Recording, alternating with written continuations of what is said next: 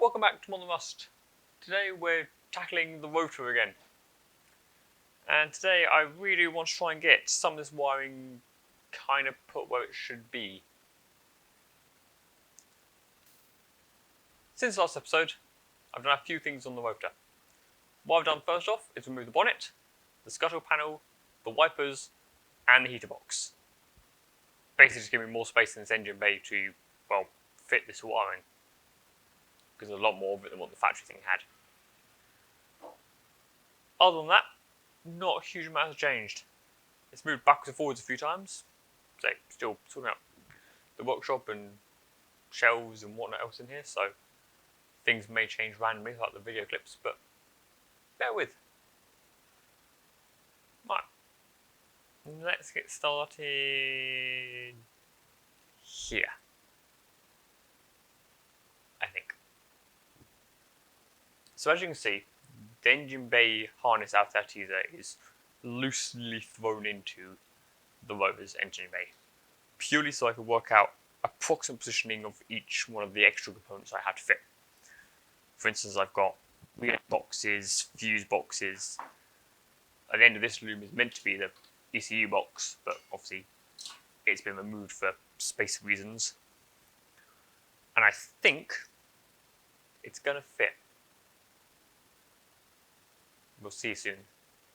However, now it's all put in here and I've worked out where everything wants to be and kind of worked out that it will work, I've got to take it all back out again.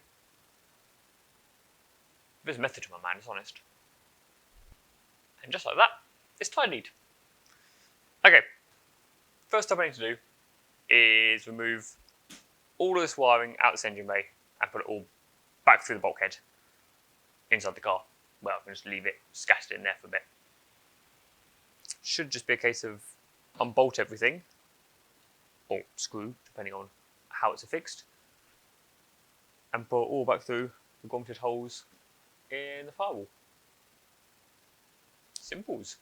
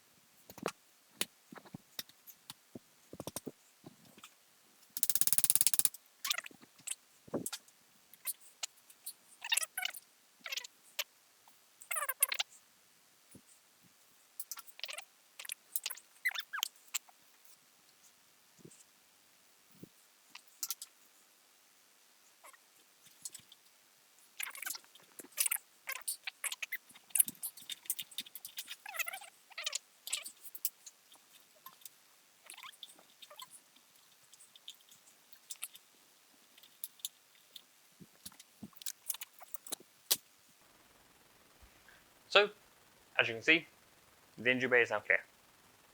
There's now no wiring anywhere apart from the fixed wiring on the headlights and obviously in the fenders, which you probably can't see.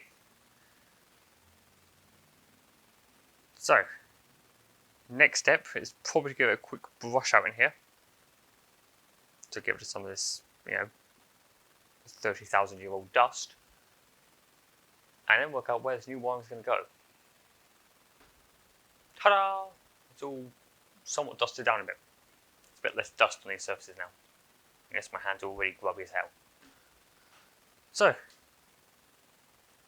next stage, which makes perfect sense in my head but won't to anyone else, is to remove the throttle bracket, which links up to the throttle pedal inside the car, and it's one piece from here all the way through.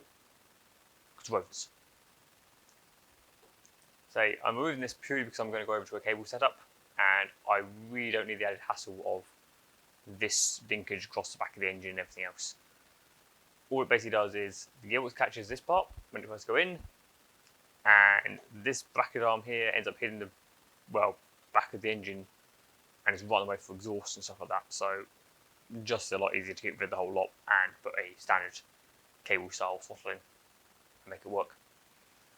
The other advantage of this This gives me a little more space on my kick panel on the driver's side to fit the fuse boxes. So now, all the wiring's out, the throttle pedal is out, thank God for that, that only took about an hour. No, seriously, nuts and bolts into atmosphere, do not like staying, well, rust free I suppose. But anyway, I digress. It's out now. Right, plan for the wiring.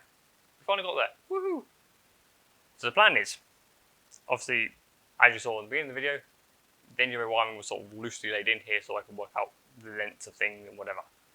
Everything reaches, except for the headlight wiring on the passenger side. That's a minor, I'll extend those wires if I need to. However, the wiring is going to go through not the original holes in the firewall, but instead it's going to go through some new holes made in the box section below it. This is purely due to the fact that the wires aren't long enough to go from the firewall round the box section into the kick panels where the fuse boxes will live. So I'm going to basically cut that issue out and just go straight through this box section. Now, the issue with the box section is it's also used by the heater system for the foot heater vents. And I don't want those because my toes get cold in winter. So, to fix that issue, the holes where the wiring has passed through have to be on the far edges of this because there's actually an inner skin that does the vents.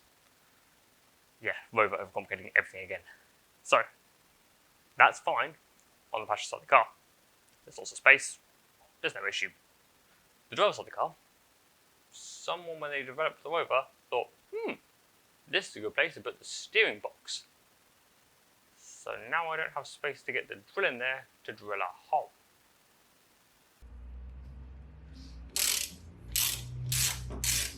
Right, box now gone. Time to drill a big hole.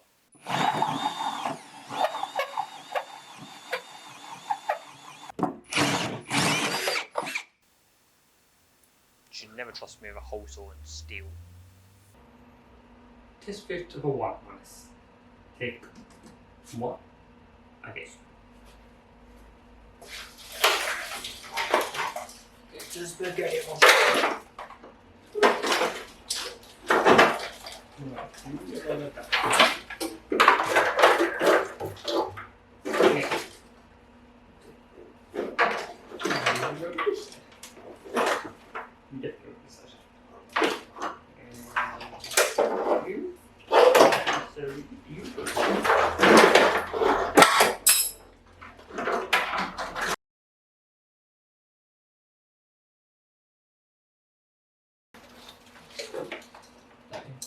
No, keeping out on that. But yeah, on the wrong side.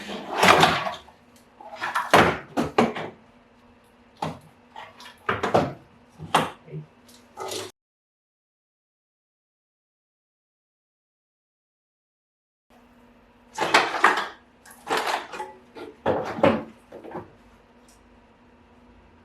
Stay.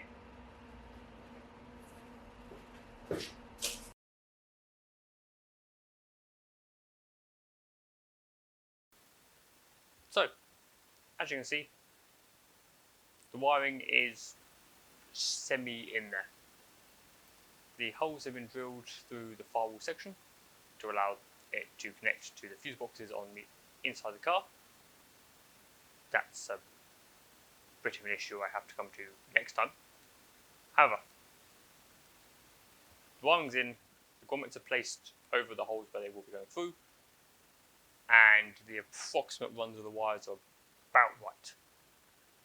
Thankfully, because, you know, it'll be a bugger if they're too short now. The driver's side of the car, relatively straightforward. It's the only thing on that side of it. On the original teaser is headlights, indicators, front panel stuff basically. On the passenger side of the car, it's a little more complicated, as it has both the main fuse box, the relay box, and the ECU box, and then obviously headlights, wiring, and everything else like that. So there's going to be a little bit of bracketry being made up for this side to hold everything kind of where I want it all. However, overall I'm quite happy with this. Everything seems to line up with roughly where I want it to be, and nothing looks like it's going to throw too much of an issue in it. Obviously, there's a lot of wiring to tidy up and tie out the way and decide exactly where I want things. But that's the joy of fitting random loom out of another car to a rover. So I think we'll call an episode there. The first part of the wiring is now semi-permanently put in the right place. Obviously pending minor tweaks, and I start taping it all together and finalising everything. I've also managed to find out how much of a pain it is to remove the steering box out of one of these and the foot pedal. The answer is a lot. Ho hum. Live and learn. So, hopefully next episode we should be getting on to doing the interior kit panels and fuse boxes, and start working out possibly a couple of bracketry for the fuse boxes, relay boxes, and stuff like that. From then forward, it's just a case of figure out which wire does the lights and which wire does the indicators, and start rewiring the dashboard to make it work and rewiring all this lot. Right, I hope you enjoyed the video. Feel free to like the video, subscribe, write a comment, everything helps. Somewhere I will link both the rest of my YouTube channel and my Instagram account. It's kind of new, so feel free to follow that if you're interested. Again, a lot more stuff appears on there than I can fit in a video, mostly because taking a picture is 3 seconds job. Setting up the camera and doing this recording probably takes an hour. That's just how it is. I'll see you all next time. Bye.